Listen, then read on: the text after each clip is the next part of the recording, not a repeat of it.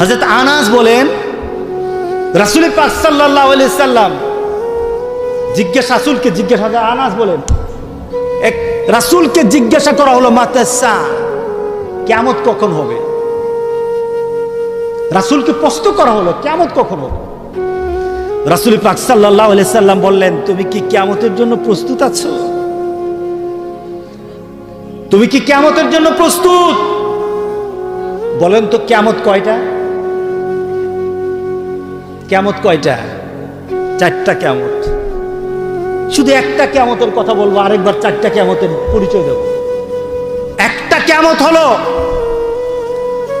যখন কেউ মারা যায়, মান মাতা ফাকাদ কামাত কিয়ামাতাহু। ওই কিয়ামত তো হবে যখন আল্লাহ সুবহানাহু ওয়া তাআলা পৃথিবীকে লন্ডভন্ড করে দিবেন, আকাশকে ধূলিকণা করে দিবেন, মাটিকে ধূলিকণা করে দিবেন।